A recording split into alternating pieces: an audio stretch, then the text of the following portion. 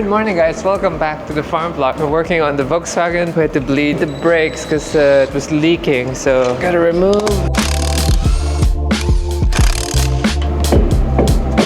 So we have to bleed from the upper screw.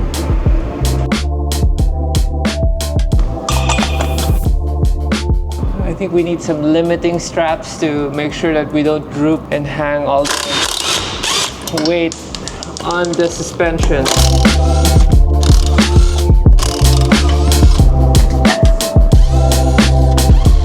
While I'm waiting for Wilson, I will remove the igniter coil and change it to the new one. So in the old school engine you have this. This is called the distributor. It basically distributes power and it sends the spark down into the spark plug wires and then straight into the plugs. Now the coil is the igniter of it all. It basically sends the high voltage discharge, and these guys apparently they conk out over time, so we're going to remove that.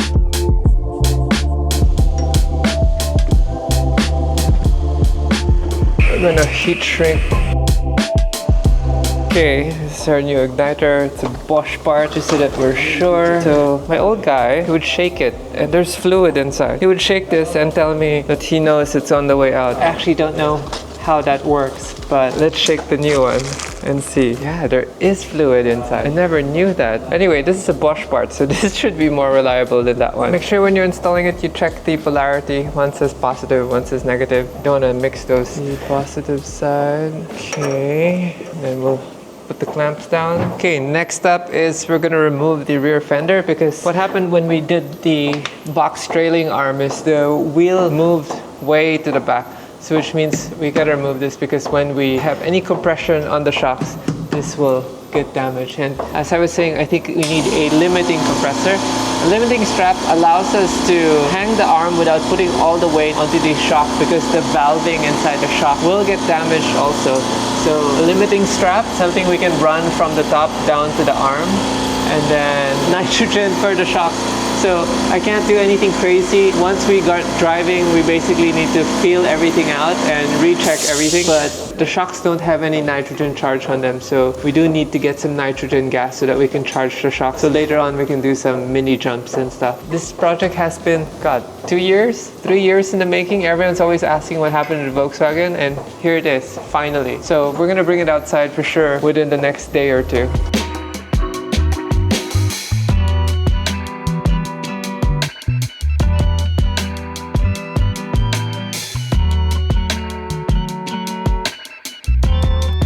Okay, I decided to fix the pulley.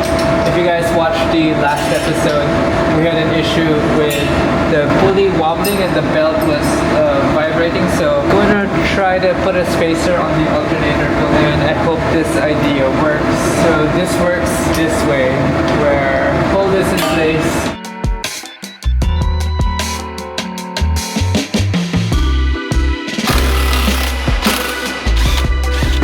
US wrench. Good thing I have these guys. There we go. So we have scarring over there, which means the whole system is off center. Now I can't pull the alternator out because it moves a fan also in the shroud here. Yeah, this was kind of obvious, because if you run a ruler from the last groove here, it doesn't align with here. So I'm gonna get a little pry bar. All right. I managed to find a puller, but I don't know if it's going to fit as expected. It does not fit. I wonder if I can pry both sides at the same time. It's not gonna work.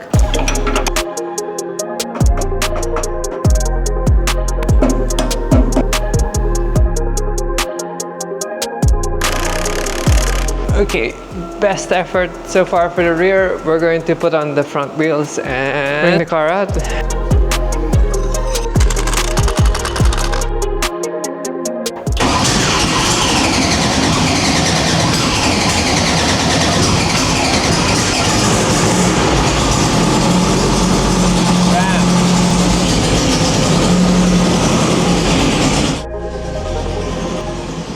Okay, bring the car out. Smells like fuel everywhere. I think there's still gas because I see fuel in the filter. So we're just gonna try to let it warm up. Kill switch.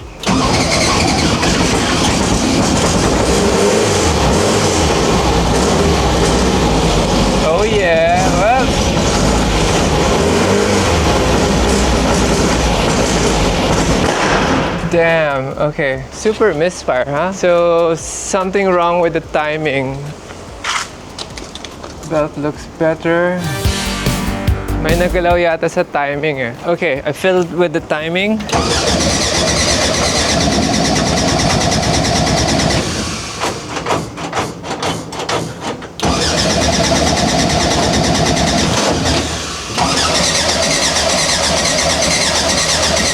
Mucking around with the timing. Almost there. I will put a timing light to this. Should be doing this manually.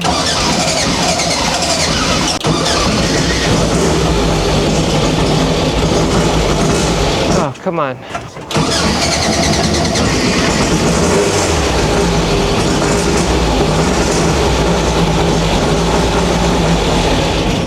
I don't know what's happening. Okay, idle up adjusted, tighten the distributor. Ready? Go.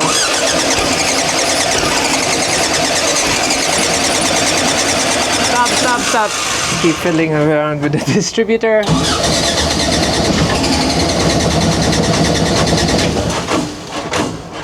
I don't know if it's fuel or spark. Almost there.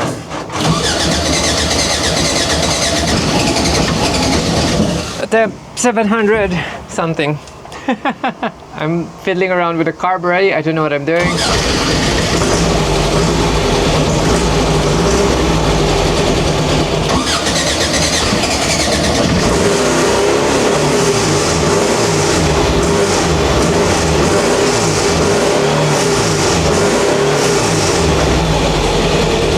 Idling. I have to bring the idle up a little more. Okay, so we're idling. The engine is vibrating like crazy. First time ever we're running, idling properly. I will throw a timing light as I said, but for now we're going to test if the brakes work. Okay, it's so hard to engage the gear.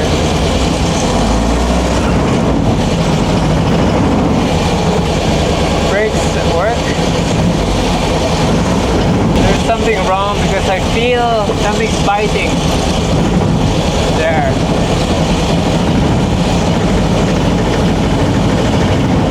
So vibrating.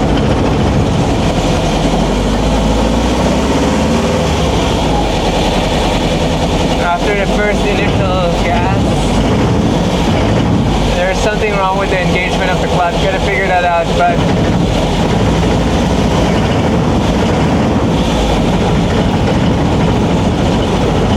once you're moving, yay! How cool!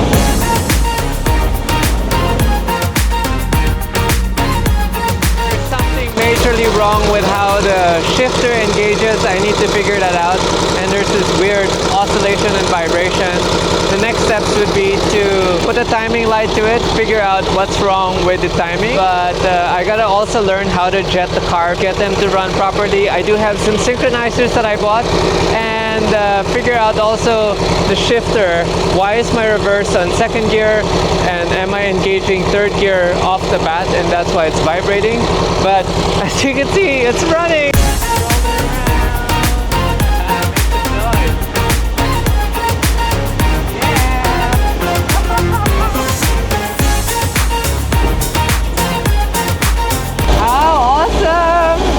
Oh my god, that was so cool. Okay, I just learned how to kill the car, and I got a smaller steering wheel, but let's discuss. Proud moment. This is 2.5 years in the making, lots of revisions, and well, finally, bringing it around the farm. This is monumental. I feel so good. Obviously, thanks to my team, Norman and Wilson and Rudell, who made the chassis, but we've also perfected it. I need to figure out many stuff about it. So going back to the drawing board, we need to figure out the timing, the jetting of the carbs, if the carbs are synchronized left and right, because it's both quad carbs on both sides. We need to make sure that they're basically sipping the same air on both sides, and then figure out the linkage and the shifting. Why is my first gear all the way to the left And then why is my reverse all the way to the right? I think that's what's happening. I'm engaging and launching in third gear. And beyond that, I'm stoked. We need nitrogen gas for the shocks so that we can tackle better terrain. And we're going to basically do an alignment. But wow. This is so cool. The pandemic buggy finally running. So good thing we removed the rear fenders. I think that was going to scrape for sure. And this is our, I think, 1800cc or 2-liter engine.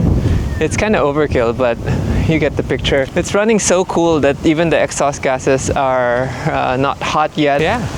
Next thing also is putting a spare tire on it. So we do have that option. That's so awesome.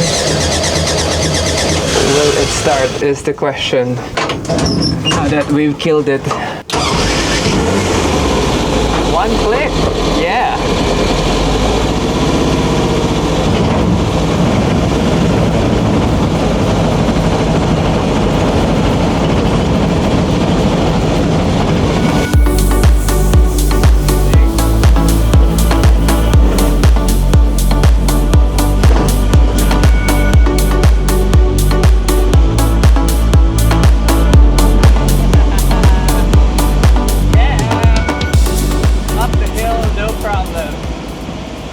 Amounts of torque. Second gear engaged. Happy.